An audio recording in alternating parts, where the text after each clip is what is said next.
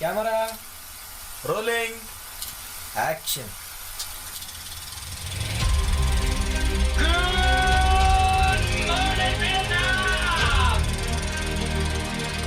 I love the smell of napalm in the morning. Is looking at you, kid. Say hello to my little friend!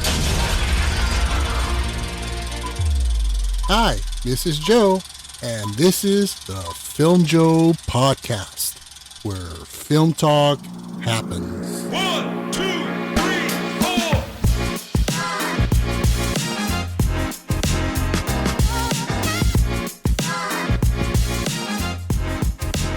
Hi, I'm Joe, your host, and I'm here with Daisy. Hello. And welcome to the podcast where we talk about films, filmmakers, trends, the good, the bad, and the not so bad, all in the spirit and for the love of film. So this week, on this week's episode, we're going to be putting the spotlight on Danny DeVito and discuss his works and a couple of his notable films.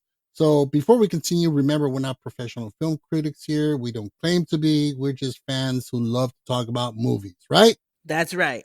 Okay, so Danny DeVito, one of my favorite actors, underrated in my opinion, but just love his stuff. I mean, but before we continue with the DeVito Experience here, let's dive into some flicks of interest. All right, let's do it. All right, so one I like to mention is a little movie called Furiosa. Furiosa. No. Okay, it is kind of like a prequel in the universe kind of film within the Mad Max universe. Oh, okay. Yeah, I know what you're talking about now. Exactly. So she was featured in Fury Road, which is the Tom Hardy version of the films. So in the original, in the Tom Hardy film, Charlize Theron, she plays Furiosa, and immediately, I guess she got a lot of positive, attention from this, and they immediately started doing a spinoff for her, for that character with Charlize Theron. Well, it happened, but it didn't. And what they did was they recast her character for a much younger character. Wow, that's sad. Yeah. So I guess it's like when she's a teenager, a little girl, or whatever. So Right. and everybody was looking forward, for Charlize Theron to reprise her role, but saw the trailer, and it's directed by George Miller, who directed the original three, and of course Fury Road. And yeah, it looks batshit crazy. I mean, if you're familiar with Road Warrior and those kind of films, I'm gonna be honest. I've never watched them. really, wow, Really, I think I've watched like bits and pieces. I want to say of the first one, which was like really tragic, right, but I yeah. don't remember watching any of them. Well, Road Warrior especially, it's a lot of stunts in it, and it's pretty wild. These car chases and explosions, which George Miller was not using CGI or matte paintings or any kind of trickery. Mhm. Those car chases and flips and all that, and people hanging off of shit in these car stunts was real. It was a real deal. And I love that. Yeah, let's keep it practical. I mean, that Yeah. you watch that knowing that it's the real deal. It's even more amazing than CGI. Definitely, like, oh my god, that car just got totally jacked up. Yeah. And in fact, to give you an idea of the Road Warrior, you ever heard of that? You remember the game Twisted Metal? Oh, yes, I played that. It was fun. Well, that was an inspiration, or it was inspired by the Road Warrior. Oh, trip out. Yeah, those crazy vehicles with all kinds of stuff, with weapons on them and all that. That's where the influence comes from. So the trailer looks amazing. It's coming out the 24th. So I gotta get on the bus and I gotta watch the movies before, that comes out. yeah, most definitely. You're definitely going to get an appreciation for George Miller's work, because that's what these films are. They're not, they were the Mel Gibson ones and so forth, but these are George Miller films, and you'll get to see why. Pretty awesome. Yeah, definitely. Okay, cool. So, and another film that's coming August 9th, and it's a M. Night Shyamalan film. Ooh, interesting. Yeah, with Josh Hartnett, and it's called Trap. And it's basically, I guess he's a serial killer, he's a murderer or something, and he takes his little girl, his teenage girl, to like a Beyonce concert or something like that. And he's trapped there because they know he's there and they're looking for him. And that's the whole movie. Oh shoot, okay. So we're kind of rooting for the bad guy to get away. In a way, exactly. So, yeah, it looks pretty freaking awesome. So, and there is a trailer, and it looks pretty intense. M.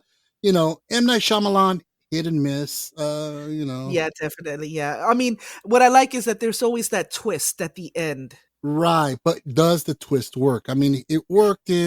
in Oh, Signs, yes.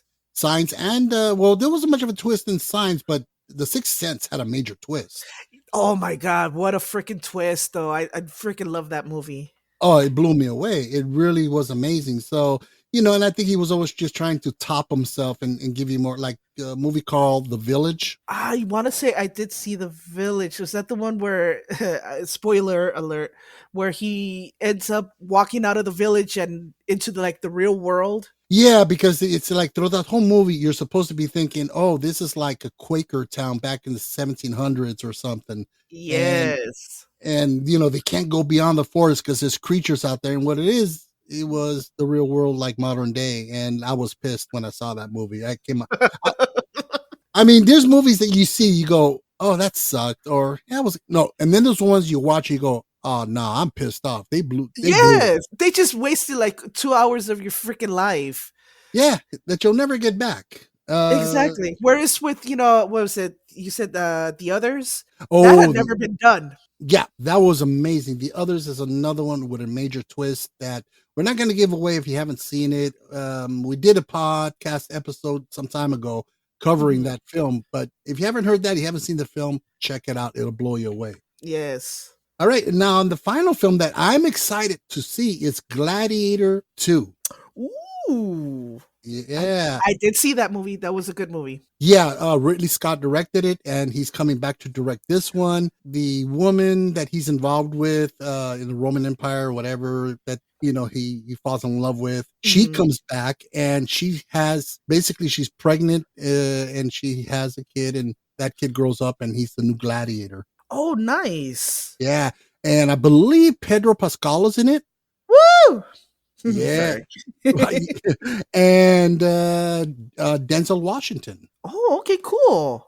Yeah. So, I mean, I can't wait. That really sounds really good. I mean, I've always loved Ridley Scott's work, Alien, even Thelma and Louise, which was another great film that he did. I recently saw that and I loved it. Oh, it's a great, great film. I mean, such a versatile director. Oh, definitely. Yeah. Yeah. So what do you say we dive into this week's show? All right, let's do it. All right. So let's go into an encapsulated biography of Mr. Danny DeVito, the man under the spotlight for this episode. He was born Daniel Michael DeVito Jr., November 17th, 1944, New Jersey. Didn't get, I guess he was into performing and stuff. So in 1968, he landed his first movie, basically his first film. I guess it was just a small role. It was called Dreams of Glass and it came out in 1970. Despite that, his first big role didn't go anywhere.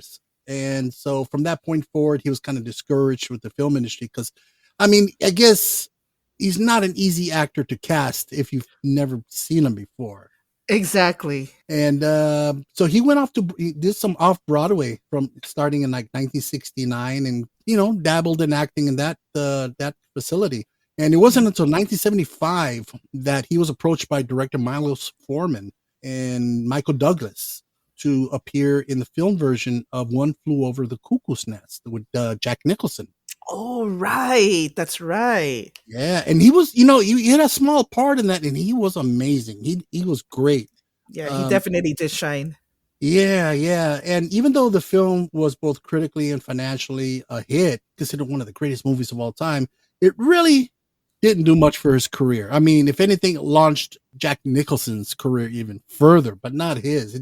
So he kind of hung in there. And it wasn't until 1978 when he auditioned. Now, this is awesome. He auditioned for a role in an ABC sitcom called Taxi. In 1978. And, which centered around a taxi cab, garage and its drivers and so forth. So he auditioned for the role of the dispatcher and boss, Louis De Palma. And so at the audition, he ran through his audition, and I guess the producers, they're like, okay, not too bad, but you need more attitude. If you want to get the part, you have to give us more attitude. So he just looked at them, grabbed the script, slammed it on the table, and says, "Who wrote this shit?" And yelled it at the producers. And it was right there that they're like, okay, you got the part. That is awesome. Yeah, I mean, he pretty much nailed the character who, that became Louis De Palma. And you remember a show called Cheers? I do remember Cheers, yes. Okay, so that was a sister show to Taxi. Not on the same universe or anything like. They didn't do shit like that back then. But it was the same producers as Taxi. And Rhea Perlman. Yes. Oh, yes. Uh-huh. She played Carla in Cheers. Well, they crossed paths, fell in love, and got married, and been married ever since. And talk about a perfect match. I mean, their personalities in both the shows. Oh yeah, they are just they complement one another so perfectly. It's amazing. Yes, definitely. And Rhea Perlman was another talent that I really loved, television wise. When she was on Cheers, her character had a boyfriend who was a hockey player. Okay, yes. Remember that? And he was played by a local morning disc jockey on the radio out here in LA. His name was Jay Thomas. Oh, okay. Yeah, exactly. And he was kind of a shock jock, talked a lot of shit and just, was kind of like way out there. Well, he landed this role on Cheers, and it was looking good for him and so forth. And, it was reoccurring, and it was developing until in an interview. Now, this is fucked up. In an interview, they asked him, so what's it like working on Cheers and with the cast? And he goes, well, Ted Danson is a great actor and he's fun to work with, but having to go onto set every day and kiss Rhea Perlman, it's like, ew. Oh, no. He was fired right after. Holy crap. Yeah, that's jacked up. That is. I mean, it's not like, oh, she's a bad actress. But he just said that's unprofessional. Unprofessional and mean. So, he pretty much kicked himself in his own ass right there, and got they got rid of him. Dumbass. Yeah. So, like I mentioned, initially one of his first big roles was in Milos Forman and Michael Douglas's One Flew Over the Cuckoo's Nest, and that's the first collaboration between the two, which led to many others. I mean, you got Romance in the Stone. Yes. What is it? There was another one with, I want to say with DeVito. Was it the Roses, War of the Roses? Was he in that? Yes, War of the Roses was another one they did together. And their most recent, or their last kind of collaboration, was there was a show on Netflix called The Kaminsky Method. Mm-hmm. Great show. If you haven't seen it, watch it. So Danny DeVito makes a cameo in the series. Oh, cool. So Kaminsky, which is played by Douglas, he has an appointment to see his doctor, which happens to be a proctologist. Oh, Lord. Played by Danny DeVito. Nice. And it was a small scene. It was very short, but oh my God, it was just drop dead hilarious. It was great. So, so some notable films starring Danny DeVito. You got Romance in the Stone, Ruthless People, Throw Momma from the Train, Twins, Batman Returns, and just so many other great films. And he back in 2006, he made his way back to television with the show It's Always Sunny in Philadelphia, which is a good show, which I have not seen. Yeah, I think you'll like it. It's really cool. Yeah, I've seen clips of it, and just the clips just make me laugh. I mean, they're really, really funny. Mm-hmm, And finally, also as a director, he's really shown his prominence as a very talented and creative director. You got Throw Momma from the Train. Yep. War of the Roses. Yeah. Hoffa with Jack Nicholson and Matilda in 1996. And he's got like 10, 15 other films that he's directed overall, but that just shows he's great. That just shows, what great of an actor he is. Yeah, just so prolific and just so much fun. So what do you say we go ahead and go into this first film we'd like to spotlight? Yes, let's go ahead. Let's do it. All right. So with friends like Owen, who needs enemies? And an alibi. Oh, you've got to get it through your thick head. I may be a lot of things, but I am not a killer. You don't have to blow her brains out or anything. Thank you. That takes the pressure right off. She's old. She's got a bad ticker. All you gotta do is jerk around a lot when you talk to her. Nice to meet you, Mrs. Lifts. Evan, what the hell's going on out there? We woke her up. Nothing, Mama. Who's this? This is Cousin Patty. He's gonna be staying with us for a while. Isn't that nice? You don't have a cousin Patty. You lied to me. A bitter ex-husband wants his former spouse dead, and a mama's boy wants his mother dead. Who will pull it off? The movie we're talking about is Throw Momma from the Train from 1987 and directed by Danny DeVito. The film stars Billy Crystal and Danny DeVito and Anne Ramsey as Momma. So this film we're gonna go ahead and rate this between 1 and 10 frying pans. How does that sound? That sounds good. Frying pans. Okay. So what was your takes on this? I mean, I know you've seen this before, right? No, actually, you know what? I have not. Really? Oh, so this must have been kind of fun.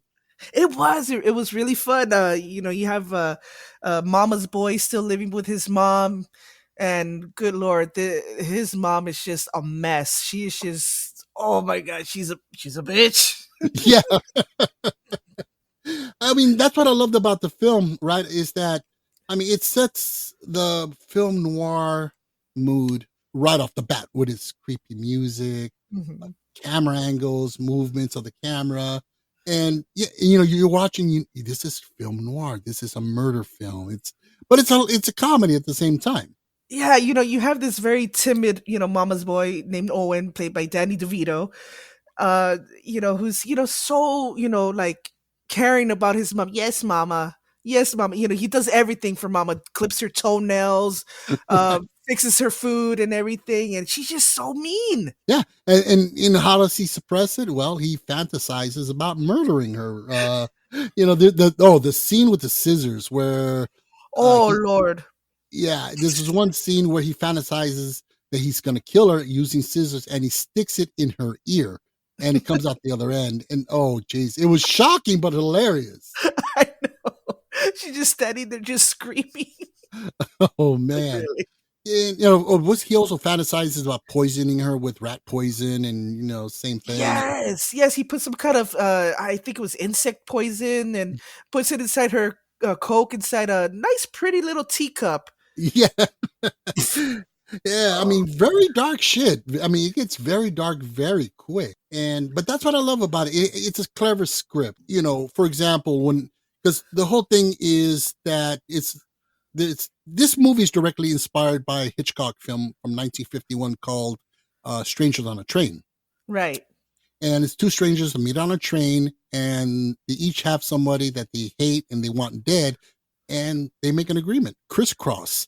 You kill mine, I'll kill yours. And so that sets the stage for the rest of the film because Larry, played by Billy Crystal, is a professor of, creative writing. Yeah. Mm-hmm. And Owen DeVito is one of his students. And he really wants to be a mystery writer, murder writer.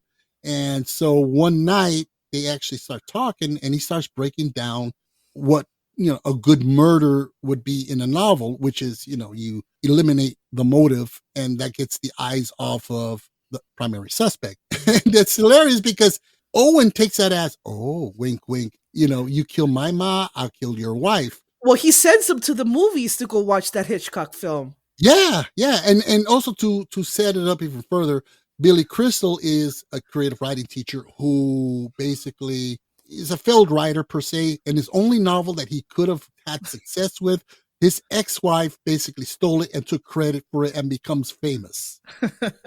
Yeah, that's enough motivation right there. Yeah, definitely. But it's a great twist because once he finds out, and this is the twist that I like, that really blew me away, was that once DeVito, quote unquote, kills his wife, he doesn't kill her. She falls off a boat. Right. And drowns, or supposedly she drowns. And here's the twist. that I like, that I thought was pretty creative, is that you think he tried to hide it and, oh my God, now I don't want to kill your mom and so forth. But what does he do? He makes himself out to be the primary suspect. He goes over to his girlfriend's house. He goes over to his buddy's house. He starts talking about, oh my God, they're going to think I killed her. They're going to think I killed her. And everybody's like, did you? Exactly. Not to mention, he basically put himself on blast when he was yelling in the lunchroom that he wishes that she was dead. Yeah. So he's got plenty of motive, tons of witnesses, and now they're looking for him. In the meantime, Owen is like, okay, I killed your wife. Now kill my mom. Oh, and now Anne Ramsey. Let's talk about her for a second. Oh my God, she is amazing. Oh my God, she was also the I guess the mother also in Goonies, and she was amazing. She is so funny. I love that. Yeah, she's freaking hilarious. Again in Goonies, she played that kind of abusive mom, and it works. It works, and in real life, they say she was just such a sweetheart. Oh, just a sweet lady. And now, when she was filming this, now you could tell that she has trouble speaking. Right. And that was caused by operations that she underwent in order to treat her throat cancer.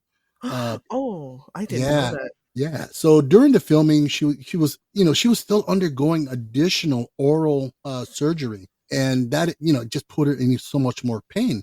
And according to DeVito, she never requested to be excused from work. Oh, wow. Yeah. And, she was a trooper. And this role of Momma went down to become, one of her most popular and critically acclaimed roles that she ever did. And, she passed shortly after the film. Yeah, about a few months after. Mm-hmm. And from the very same throat cancer that she's being treated for, which is really, really sad. Wow. But she was amazing. Definitely never forget her. Oh, yeah. I mean, and she would really, she didn't want to slap DeVito because this scene's when she slaps the shit out of him, right? Yeah. And DeVito said, no, slap me. She didn't really want to slap him for real, but, she was very hesitant to do so. But he's like, no, go ahead, Mama, slap me. Oh gosh. Yeah, the thing is that, like I said, she's good. You really buy that she is like that. She's scary. Scary and physically and emotionally abusive. Yes. Oh, yeah. And that's another aspect of the film that I love personally, was the slapstick comedy that was in it. Now, slapstick can go either way. It can go, okay, that's over the top, stupid, but here I think it worked. I think so too. I think it was perfect. Yeah, you got the frying pan to the head. Oh, I died. Yeah. Oh my God! Or when he knocks over the door to the basement and goes flying down the stairs and looks like he gets killed. Right. Mama's cane to his crotch. And these will come across as silly and infantile, but it's just so hilarious.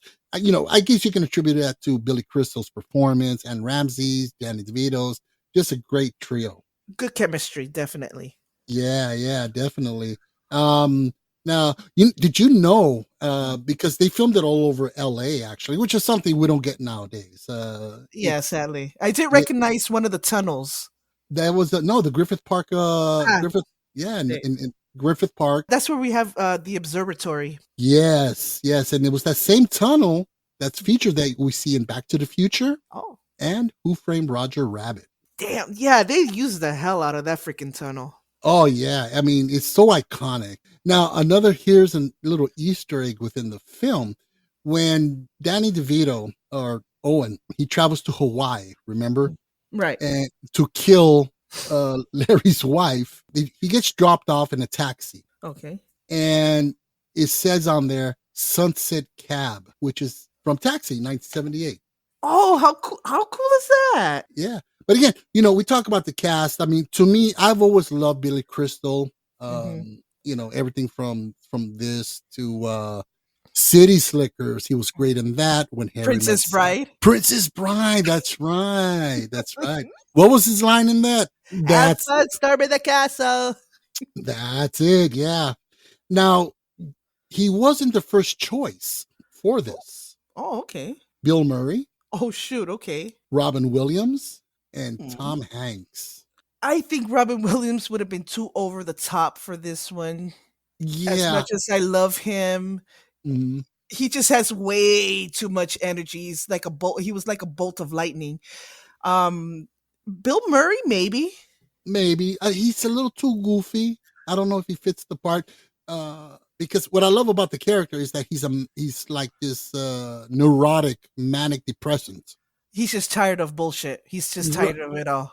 And Billy Crystal really knows how to pull it off. Oh, he did. He definitely did. Now, you know who Brian De Palma is, right? Brian De Palma. He directed Scarface. Oh, okay. But he's more known for, in the 80s, he was really Hitchcock inspired, and he did a few films like Dress to Kill, Blowout with John Travolta, Body Double. And these were neo-noir films that were heavily inspired by Hitchcock films. Right. And, you know, he'd even use the same style of music, split diopter lenses. I mean, he'd go the whole 9 yards to totally imitate Hitchcock. Oh, wow. That is awesome. Yeah. You got to watch these. They're really good. Blowout is one of my personal favorites, followed by Dress to Kill with Michael Caine and Angie Dickinson. Okay. Really good film. Check them out. So De Palma was supposed to do a cameo in this film, but he couldn't because of scheduling. But that would have been kind of a little neat thing in there, you know. Oh, that would have been cool. So now let's get into the numbers of this thing. Budget and box office. Budget at the time was about $14 million, and that's about $38 million today, which is an average priced comedy of this type. Box office, it brought in about $60 million, which is about $164 million today. Quite an impressive return for not a hype concept big actioner at the that we had at the time. So it did really, really well. Yeah, definitely. That's awesome. Yeah. So reviews and scores. When it came out, now this is where during my research, this kind of perplexed the shit out of me. Audience that were polled by CinemaScore, they gave it a C+. Whoa. Okay. Yeah. I mean, that's kind of low. C+ is not bad, but I think it warranted a better grade than this. I mean, for me, I was happy to get a C+ in school, but yeah, for this is kind of bad. Yeah, this is kind of different. Roger Ebert, he gave this 2 out of 4 stars. Okay. Yeah, he said basically that he wasn't plot. He wasn't sure. He didn't know what he was talking about. Basically, he stated that the plot was a bit top heavy and really didn't do as much as it could with its weird characters. But I don't know. I have to disagree. I think it did just right. It was subtle enough and just over the top enough where it needed to be. Exactly. So IMDb, it's sitting at a 6.3. Okay. Kind of low. Metacritic, 56. Critic score, 64%, and audience score at 54%. Letterboxd gave it 3.2 stars out of 5. So I figured this would have gotten better ratings than that. Yeah, you would think so. Yeah. So, but it is what it is. I think it's in my opinion, it's just an underrated film that I think needs to be, reevaluated overall. Yeah, I totally agree. All right, so let's give our ratings on this. So you go first. Okay, so Throw Mama from the Train. I love the movie. I thought it was, very funny, very, very well done. You got some great actors, very, very, very unique story. So, that being said, I would like to give it 8.5 frying pans. All right, that's a pretty solid score. I like that. I can't argue with that one.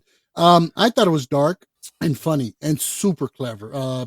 DeVito's direction in this as a director is both sinister and hilarious. Great cast. I couldn't find anything wrong with the film. I loved it from beginning to end. I'm going to give it 7.5 frying pans out of 10. Not bad. Yeah, good film, and I highly recommend it. For those who haven't seen it, it's definitely a must, especially if you're a Danny DeVito fan. Oh, and he is amazing. Yeah. Very versatile, very awesome. Yeah. Okay. So next up, we're going to go with a movie that's about an unlikely brotherly bond.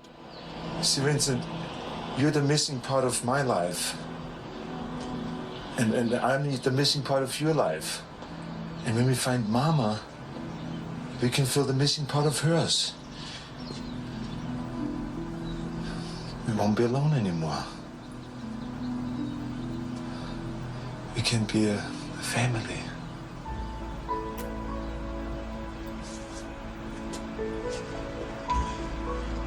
A family? Yes.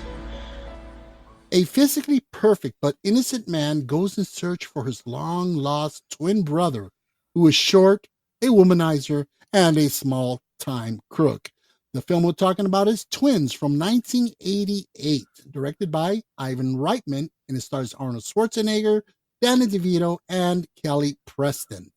All right, so this is one of my perennial favorites. This is one of my go-to films to go with. Yeah, it really a fun movie.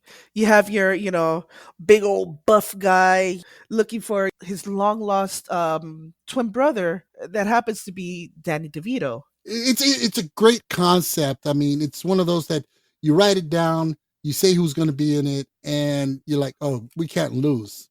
Yeah, pretty much. And and it starts off, where they're kind of like explaining, the story of this experiment to create the perfect man. They have all these, these guys lined up, all with, certain attributes that would create the perfect person. And then, you got the surrogate, and yeah, she ends up having the baby, the perfect baby. But lo and behold, we have a twin, and The leftovers. yes, yes, yes. Yeah, that's yeah. He's basically, like The byproduct of whatever was left over, and you get this little blob, which is Danny DeVito, and it's a preposterous idea. It really is. The combination of Danny DeVito, Arnold Schwarzenegger, and Ivan Reitman, who is he was one of he still is. Unfortunately, he passed away shortly after the release of the Ghostbusters Afterlife. But one of my favorite directors with comedy did what? Ghostbusters, Meatballs. What else did he do? Stripes. Kindergarten Cop. Kindergarten Cop. I mean, the man knew comedy, and it was a match made in heaven with this. Oh, definitely, yeah. And yeah, it was hilarious. What I liked is that, even though he was supposed to be like the lesser version of Arnold Schwarzenegger, you got to give it up to this guy. He starts off, this chick fooling Right. around. I'm like, damn, boy, get it. Yeah. Well, I guess he was big at heart and character. That's where his strengths were. Charisma. And that's one thing Schwarzenegger's character didn't have was charisma and character and confidence, and man, he was very innocent. So I think that's Very innocent and a bit of a, of a bimbo. Yeah, I was, oh man. So they complemented each other well, and I think that was the gist of it, is that Schwarzenegger's strength was DeVito's, or the characters, therefore it was his weakness, and DeVito's weaknesses were what the strengths that Schwarzenegger had. And it's about being brothers, and how they bring the Complete best each out. other. Yeah, they complete each other, and so the movie overall, it has heart. It really does. Yeah, it was really nice. A bit goofy, a bit, a little bit cheesy, but I thought it was a fun movie. Yeah, and it accomplishes what it does in a remarkable and in a very simple way in bringing these really heartfelt elements of the film out. And again, credit to Ivan Reitman. Right, and like I said, I nowadays, we're getting so repetitious with the type of movies that are being made. I mean, Yeah, and that's what this film had was originality, and of course you got the dynamics and the chemistry between Schwarzenegger and DeVito. I mean, you could tell they were having so much fun doing this. oh, definitely. I mean, this is not the first time that. Well, actually, it was the first time, but Yeah. that they actually were in the same DC universe. Oh, that's right, Batman. Yep. That's right. All right. So here's another interesting tidbit. This came out of Universal, and which, by the way, Universal was kind of nervous coming out with this, because this was Schwarzenegger's first comedy, and they're like, "Oh, can he do comedy and stuff?" But he's a big name, so they're getting close to getting this deal done. So Universal, they needed to know if they were committed. Schwarzenegger, DeVito, and Ivan Reitman, because they were under deadline. So they made the deal out on a napkin during lunch with their agents, and they signed it. Oh, wow. Yeah. And to this day, apparently, Danny DeVito still has that napkin framed in his office. Oh, that is so cool. Yeah. And, and it was a great gamble by Universal because this was a huge success for the studio and for Schwarzenegger. People like, wow, the big guy can actually be funny. Yeah, he was surprisingly so. Yeah, and he started getting a lot of comedy scripts being sent to him from that point forward. Like we mentioned, he did Kindergarten Cop, Jingle All the Way, and there was a few others that he did. So yeah, he was. The guy he's not a great actor, but he's fun to watch, and you can tell he's enjoying himself. Exactly. Yeah, he's one of the rare actors that I that I know can act for shit, but he's cool to watch. Yeah, definitely. Now now here's something interesting. Okay, now you laid out the plot. Basically, it's through genetic experiment, they want to create the perfect human, right? Right. And so the movie was going to be called The Experiment, but because of Arnold's generally kind of Germanic background, he's Austrian, German. Creating the perfect human being. Yeah. Yeah. Right. They're like, yeah, let's just not go with that. I mean, as it is, it's still kind of, if you dig into it, you go, well, yeah, German, perfect human being. That's kind of, yeah, pretty much a little Third Reichish right there. So yeah, they changed it to twins. I think it was more playful anyways. Here's a little interesting fact. Arnold Schwarzenegger's character and Danny DeVito's character, their names are Julius and Vincent, right? Right. 1994, there's a film called Pulp Fiction. Jules and Vincent, which is Jackson and John Travolta. Oh my God. That is crazy. Yeah. And you know who the producer of the film was? Danny DeVito. Oh, nah. Yeah. And yeah, I mean, so it was a little nod to the film, which was pretty cool. I really enjoyed that. That was neat. That is awesome. Yeah, it's funny because I'm hearing the names. It sounds very, very familiar to me, and I couldn't pin it. That's what it was. Yeah, Pulp Fiction. Also, again, Schwarzenegger and DeVito, they got along famously. They were good friends, and they would hang out during the filming. One thing that Danny DeVito did, well, okay, they're hanging out, right? They're having lunch, whatever. And he knew that Schwarzenegger loved cigars. Cool. Okay. So he gives him a cigar. What Arnold did not know is that the cigar was laced with marijuana. No. So by the time they got back to filming, they had to finish a scene off. Arnold kept forgetting his lines. Oh my God. What an ass. I mean, that's fucking hilarious. And Schwarzenegger, according to his biography and many who know him, he never did drugs. He wasn't into that stuff. Well, he was an athlete. Yeah. So he didn't mess with that shit. But oh God, that's hilarious. And as we know, Danny DeVito and Schwarzenegger had such a great time. They reunited along with Ivan Reitman for the film Junior. Oh, that's right. Yeah, 1994, which is about the first pregnant man, which is that's another one that's just hilarious. A great film. Okay, all right. I have to give it a try. Oh, you haven't seen Junior? No, I've never seen Junior. Oh, watch it. It is good. He's a scientist, and his assistant is Danny DeVito. They're both doctors, and he wants to, do the pregnant man thing, and he does that on himself. Oh shit, it is hilarious. Oh my God. Okay, yeah, I have to check that out. Yeah. So now let's go into the numbers on this one. Budget at the time was about $14 million, which is about $37 million today. Not too bad, Right. Box office, it made $216 million. Wow, which that is is about crazy. $570 million today. So this movie cleaned house. Damn, that is crazy. All right, so let's go into the reviews and scores on this one. Our favorite critic, Roger Ebert. Let's see what he has to say. Well, he gave the film 3 out of 4 stars. Wow. Okay, so he liked that one better than Momma. Okay. Yeah. He called it engaging entertainment with some very big laughs and warm goofiness. So, yeah. Cinema score. It was graded A-. Oh, wow. Yeah. IMDb sitting at a 6.2. Metacritic 50. Rotten Tomatoes critic score 42%. And audience scores 39. So it didn't do good with critics. But you know what? Fuck it. It made money. And that's what matters. Exactly. 3 out of 5 stars from Letterboxd. So Interesting. Okay, Yeah. not too bad. yeah. Now, sequels and spin-offs, there was never a sequel on this, but they always wanted to do a sequel. Right. And they wanted to call it Triplets. You know what? I did see that on when I Googled it. Yeah.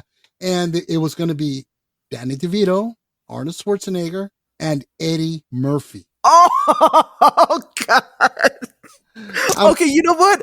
I would have loved to have seen that. Oh, and you know what? It was almost a go because you saw those numbers, box office. It was going to it was a go. They wanted really to do so. And DeVito agreed, Schwarzenegger agreed. They all were down for it. But in 2012, or what was it, around 2000 something, Schwarzenegger became governor, and he got second term. So pretty much, although they were still wanting to do it, but it never panned out because of all the delays and stuff. But as of 2019, Triplets, it's still in pre-production. So it may happen. Oh, you know what? It's not too late. No, not at all. And DeVito, he said that the final script is still incomplete, but it's there. And Ivan Reitman, who was doing press when he was still alive for Ghostbusters Afterlife, he said that he would return as director. However, the third role was not going to go with Eddie Murphy. It was going to go with Tracy Morgan. Yeah, I don't like Tracy Morgan. No, not really. Yeah, he's very unfunny. So, no thanks. And then as far as remakes, Jason Momoa, in 2019, he said that he'd love to do a remake with Game of Thrones co-star Peter Dinklage. You know what? Please, God, no. No. Come on, it's Momoa. Yeah, no. No, you know what? Yeah, I'm kind of Momoa'd out, to be honest. Yeah, Momoa out. That's an interesting. Yeah, I think we all are. I mean, he's he had the charisma and the fun and all that blah blah blah. But yeah, he's not in anymore. So, but yeah, I think that would be atrocious. Yeah, you know what would be kind of cool? Kind of switching the roles and twins, but with the Rock and Kevin Hart. Kevin Hart is another one I find very unfunny. Not a very. He's like a clone of Tracy Morgan. No. But The Rock makes up for it, though. Well, you know what? Yeah, The Rock would be funny. He would be good in it. So, what do you say we go into our ratings on this? Okay, you go first. All right, so we're gonna go with test tubes on this one. Okay. Yeah, so I found it was fun. It was goofy. It was full of heart. DeVito and Schwarzenegger, an amazing team, and all under Ivan Reitman's amazing direction. It's a classic comedy, which is just amazing. I love this film. I have to give this an 8.5 out of 10 test tubes. Okay, pretty solid. I really love the story. I thought it was really, it was really cute story, laced with some, some action. At times I found it corny, and that's mainly due to Arnold Schwarzenegger. It was sometimes a little bit too much. Okay. But overall, like I said, I love the story. I thought it was really awesome, very unique. So I am going to give it 7.5 test tubes. All right, fair enough. That was my original score, but then having going over it again, I'm like, I have to give it a little higher. I love it. Yeah, it's good. So overall, I mean, Danny DeVito, I think you can't argue, is both a national treasure and a terribly underrated actor. Yes, agreed. Yeah, I mean, the guy has great comedic timing. He's just fun to watch. You feel like, when you watch him on screen, that he's a friend of yours. He's your buddy, the funny little friend. You know what I mean? Yeah, of course. Yeah. He's awesome. He's somebody I definitely would love to hang out with. Yeah, definitely. And an amazing director. as well. I mean, you look at he did War of the Roses, which was a dark comedy, just like Throw Mama from the Train. He did Hoffa, the Jimmy Hoffa story with Jack Nicholson. Yeah. It's interesting. I mean, he's a goofy, funny, but kind of personality, but he has this dark side to him, which is trippy. I love it. Yeah. So Danny DeVito for president. That's what I say. Yeah, considering our options, but No, we got no options. yeah, All righty. Well, this is not a political show, but by far. But it's bad. Anyways, so further recommendations for DeVito films. Of course, Romance in the Stone, which we covered before on the pod, is an amazing film. Great chemistry and just an amazing cast. DeVito shines whenever he's on the screen. Great film. Get Shorty with John Travolta. Really another dark comedy. Really good. And of course, War of the Roses. You want to get some good Danny DeVito? Those three right there. That's it right there. Okay, all right. Yeah, I would like to check out War of the Roses. Oh, you must. It's a dark comedy. Michael Douglas, Kathleen Turner, as beautiful as they were in love in Romance in the Stone, they literally want to kill each other in War of the Roses. Oh, that sounds awesome. It is awesome. Great film. And DeVito he's in it as well, in the beginning and at the end. Oh, and, okay. Yeah, and he plays the divorce attorney. And he, even in that little role, he was fantastic. He was great. Definitely. I think he's definitely a diamond, a true treasure. Oh, absolutely. And again, like I said earlier, underrated and underappreciated. Definitely. All right. So what do you say we start closing this down? Okay. All righty. So next week, all right, this is going to be fun. This is going to be my Sunday morning watch. Okay. Next week, we're going to ask the question, was it really that bad? Oh, good Lord. And we are going to discuss two notoriously bad films that not only flopped at the box office, but left an just undeniable stink in the theaters. Ooh, okay. Yeah. We're going to go with Howard the Duck and Popeye. Woo! Oh, God. Yeah, these are. I remember seeing these when they came out, and I was like, "What the fuck did I just watch?" I grew up with Popeye. I saw Howard the Duck once, so I'm gonna love rewatching these. Yeah, it's gonna be fun. I mean, without a doubt. And but Howard the Duck is really. I have a good friend at work who is a huge Howard the Duck fan. So join us next week for this really interesting episode of a couple of stinkers. So we hope you enjoyed the show, and please help to support the pod by giving us a nice 5-star rating, leave us a good review, or another way you can help support the pod is simply to subscribe and or follow us on Amazon, Spotify, iHeartRadio, Deezer, Audible, Boomplay, or wherever you get your podcast fix. Also, don't forget to drop by our Facebook group and leave a comment. Twitter. No, we're no longer on Twitter, but we are on TikTok, and we have a YouTube channel where we have all our current episodes on as well. All these links, they're in the notes below. Also, we have a merch store. We have cool stuff on there. We have sports bags, water bottles, shot glasses, all kinds of cool shit. Check it out. All those links just mentioned, they're in the show notes below. So, Daisy, final thoughts of the day. I say, be good to Mama. Don't throw her off the train. All right.